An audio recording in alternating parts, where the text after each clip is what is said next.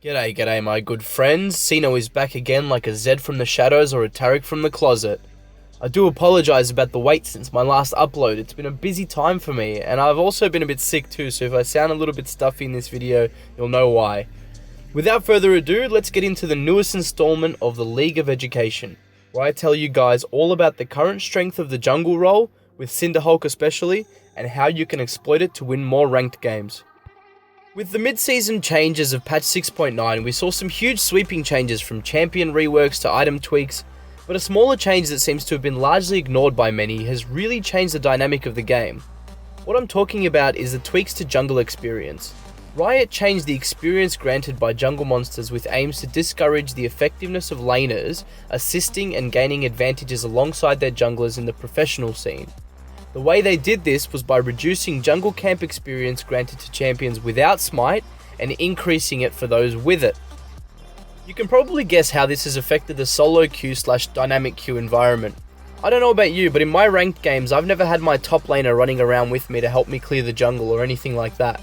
So what these changes have brought to us is a lot more strength to the jungle role, which was once one of the lower leveling roles in the game, and now, when played correctly, is generally the highest level in every game.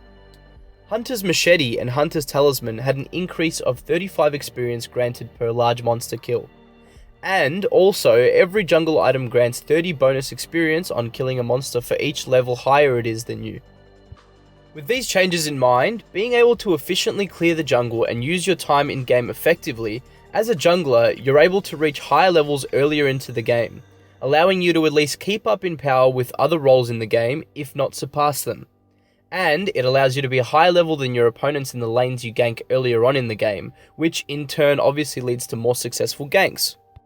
The way you can make the most effective use of this in your games as a jungler is by making sure to clear your jungle camps whenever you're not ganking, pushing an objective, or clearing minions in a lane. The other side to this coin is something that should be common knowledge to most players, but time and time again, I see it not being done. When you gank a lane as a jungler, unless you miscalculate and completely screw it up, most of the time, the person you're ganking should either end up being killed or forced out of lane.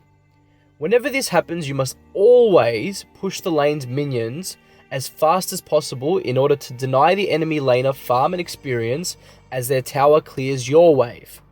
Not only does this leave them at a disadvantage, but you gain more experience in doing so, meaning you're making the most of every opportunity to gain experience anywhere on the map.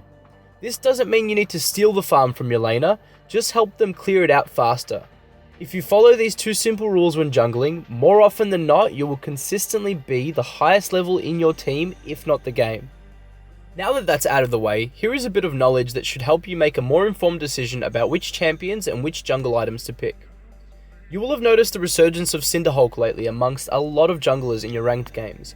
The reason for this is because it was buffed in the same patch so that it scales much better into the late game, dealing double its previous aura damage at level 18. Makes sense, huh? So how can you abuse this to win more games? Well, Cinderhulk is quite clearly in a pretty strong place right now, probably the strongest jungle enchantment at the moment if you make proper use of its burn damage.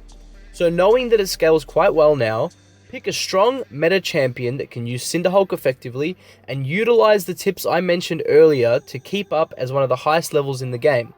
By doing so, you will scale up your Cinderhulk item and become ridiculously strong all game long, even if the game flips up on its head and you aren't able to get a bunch of great ganks off.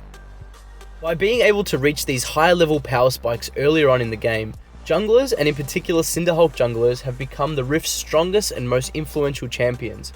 If you're looking to carry more ranked games, you should definitely consider exploiting the jungle role for its current relative strength. I'm expecting that, as they do with everything else, Riot will probably eventually tone down junglers in one way or another, so I would suggest making the most of jungling with Cinderhulk and everything that I've explained in this video before it's too late. That's pretty much it for this one, guys. Leave a comment if you have any questions for me or want me to explain anything in greater depth. If you like this video, be sure to subscribe. I'll be releasing content more regularly from now, seeing as I've got more time to do so. Some video ideas I'll be working on include secret OP champions and strategies, a guide on how to itemize effectively, a proper video guide on jungling, a guide on how to control minion waves. I have a lot of ideas that I want to work on, so be sure to stay tuned for a bunch of great new stuff. Cino, out.